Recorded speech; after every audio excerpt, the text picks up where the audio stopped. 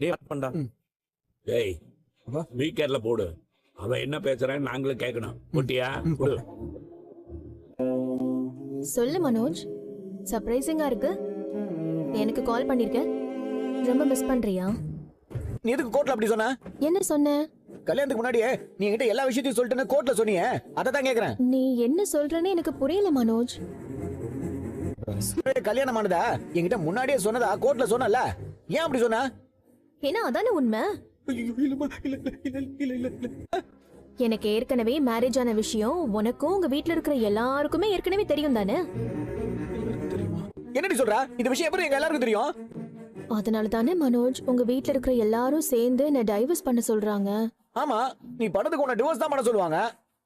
அப்ப நான் சொல்றது உண்மைதானே? இது எல்லாத்துக்குமே காரணம் அந்த முத்துவும் மீனாவும் தான். அவங்க தான் நம்ம லைஃபையே கெடுக்குறாங்க. இத பாரு, நான் தெளிவா மறுபடியும் கேக்குறேன், ஒழுங்கா பதில் சொல்லு. நீ கேட்டா நான் சொல்லாம இருப்பேனா மனோஜ்? என்ன வேணா கேளு, உனக்கு ரைட்ஸ் இருக்கு. ஏன்னா நீ என் ஹஸ்பண்ட். அந்த கதையெல்லாம் வேணாம். உனக்கு ஏற்கனவே கல்யாணம் ஆகி உனக்கு ஒரு குழந்தை இருக்குன்னு நம்ம கல்யாணத்துக்கு முன்னாடி என்கிட்ட நீ சொல்லவே இல்ல. ஆனா கோர்ட்ல வந்து என்கிட்ட சொல்லிட்டேன்னு போய் சொன்ன. மனோஜ், உன்னை என்கிட்ட இருந்து பிரிக்கிறதுக்கு உன் குடும்பமே சேர்ந்து உன்னை பிரெயின் வாஷ் பண்ணிக்கிட்டு இருக்காங்க போல. எல்லாத்துக்குமே காரணம் உங்க அம்மா தான்.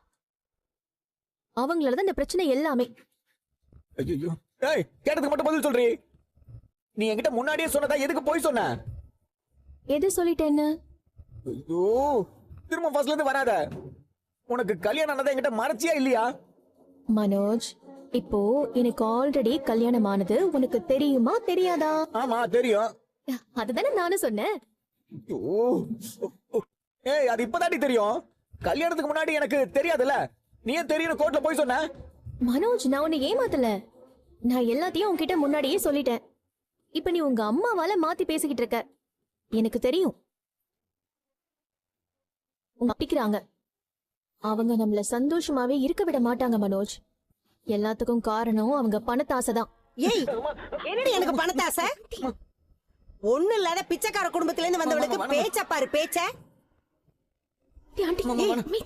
நீ சும்மா இரு ஸ்ருதி. எவ்வளவு திமிரா பேசுற பாத்தியா? அடியே, நீ மட்டும் என் கண்ணு முன்னாடி இருந்த உன்னை என்ன பண்ணுவேன்னு எனக்கே தெரியாது. ஆண்டி, என்ன ஆண்டி இது? ஹஸ்பண்ட் அண்ட் வைஃப் பேசும்போது ஒட்ட கேட்டுட்டு இருக்கீங்க. இதெல்லாம் நல்லாவா இருக்கு? Very bad habit aunty. ஏய் மனோஜ், என்கிட்ட கொடுத்துருங்களேன் ப்ளீஸ். ஏய், என்னடி சொன்ன? ஓ மனோஜா, சிறுப்பால் அடிப்பேண்டி உன்னை. உன்னை இங்க போறாங்க.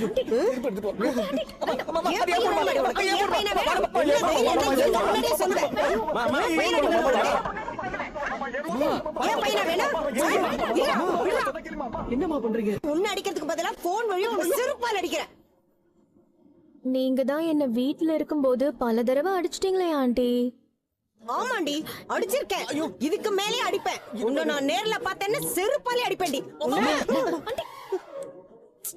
நீங்க செருப்பால அடிச்சாலும் மனோஜ் தான் என்னோட ஹஸ்பண்ட் ஆண்டி. உங்களால என்ன அவங்க கிட்ட இருந்து பிரிக்கவே முடியாது.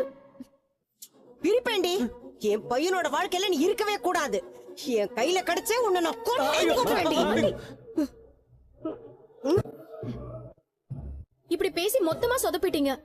ஏன் அத்தை நீங்க இவ்ளோ கோவப்பட்டு பேசுனீங்க? கோவப்படாம அவ என்ன பேச்சு பேசினான்னு பாத்தியா? அம்மா, நீங்க இப்படி பேசணும்னு தான் அவங்க ட்ரிகர் பண்ணிருக்காங்க.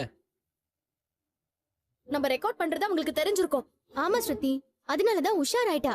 இப்ப நம்ம ரெக்கார்ட் பண்ணதை வச்சுட்டு ஒண்ணும் பண்ண முடியாது. கண்டிப்பா இப்ப அம்மா பேசுறத பார்ல நம்ம ரெக்கார்ட் பண்ணி வச்சிருக்கோம். கன்ஃபார்மா அதான் பண்ணிருப்பாங்க.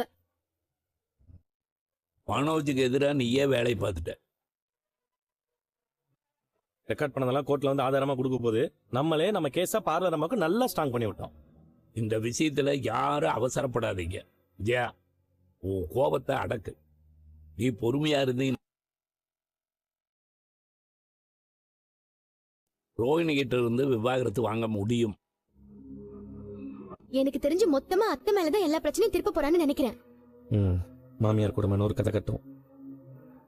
அத்தைக்கு எதுவும் ஆயிடக்கூடாதுங்க. நம்ம தான் அவங்களுக்கு உதவி பண்ணணும். நாம என்ன பண்ணாலும் அம்மா அதை ஏத்துக்க போறது இல்ல. அதுக்காக நம்ம பார்த்துட்டு அப்படியே சும்மா இருக்க முடியாது இல்லைங்க. என்ன செய்யறதுன்னு யோசிப்போம். வேலையை காட்டுறீங்களா? என்ன மாட்டி விட குடும்பமா சேர்ந்து ஃபோன் பண்றீங்க. நீங்க யார் யாரு எப்போ எப்படி யோசிப்பீங்கன்னு எனக்கு நல்லா தெரியும். நான் அதுல சிக்கவே மாட்டேன். என்ன கல்யாணி தனியா பேசிட்டு இருக்க? ஒன்னும் இல்ல, ஒரு வெடியை கொளுத்தி என் பக்கம் போட பார்த்தாங்க. நான் அதை வாங்கி அவங்க பக்கம் எரிஞ்சிட்டேன். நீ என்ன சொல்ற எனக்கு ஒன்றும் புரியல. உனக்கு ஒன்னும் புரியவும் வேண்டாம். சரி, நான் சொல்ல வந்ததை சொல்லிடுறேன். இப்ப நான் சமையல் பண்ணணும். பண்ணு. அதையும் என்கிட்ட கேட்டுதான் பண்ணுவியா? சமைக்கிறதுக்கு வீட்ல ஏதாவது இருக்கணும்ல. அரிசி பருப்பு காய்கறின்னு எதுவுமே இல்ல. மளிகை சாமானும் ஒண்ணுமே இல்ல. அப்ப கடைக்கு போய் வாங்கிட்டு வர வேண்டியதானே? கடையில நமக்குன்னு சும்மா கொடுப்பாங்களா? பணம் கேட்க மாட்டாங்களா? என் கையில சுத்தமா பணம் இல்ல கல்யாணி. கொடுத்திருந்த நீமா? ஏண்டி அது எவ்வளவு நாள் தான் வரும்? எல்லாம் தீர்ந்து போச்சு. ஏதாவது ஒரு பிரச்சனையை கொண்டு வந்துட்டே இருப்பியா நீ என்கிட்ட? ஏண்டி நான் என்ன ஏன் செலவுக்கா கேக்குறேன்? வீட்ல நான் சமைக்க வேண்டாமா? கிருஷிக்கு சாப்பாடு கொடுக்க வேண்டாமா? எல்லாரும் பட்னியா இருக்கலாமா? உடனே ஆரம்பிச்சிடாத. கையிலயுமே காசு இல்ல. நான் பார்லர் வேலைக்கு போய் ரொம்ப நாளாச்சு. சேலரியும் வராது. இருக்கு. சொல்லு ரோகிணி, எப்படி இருக்க? வீடெல்லாம் வசதியா இருக்கா? வீடெல்லாம் நல்லதா ஆண்டி இருக்கு. ஆனா கையில தான் இப்ப சுத்தமா பணம் இல்ல. எனக்கு இவளை வச்சு நாம அந்த வீட்டை சுருட்டலான்னு பார்த்தா இவன் நம்ம கிட்ட இருந்து எல்லாத்தையும் கறந்துருவா போல இருக்கே. எவ்வளவு தேவைப்படுதுமா? ஒரு 1 லட்சம் இருந்தா இருக்கிற பிரச்சனையை சமாளிச்சிருவேன். 1 லட்சமா? நான் உங்களை டிஸ்டர்ப் பண்றேன்னு நினைக்க வேண்டாம். என்கிட்ட ஒரு கோல்டு வளையல் இருக்கு. நீங்க அதை வச்சுட்டு பணம் கொடுங்க போதும். சேச்சே, அப்படிலாம் ஒண்ணும் இல்லம்மா.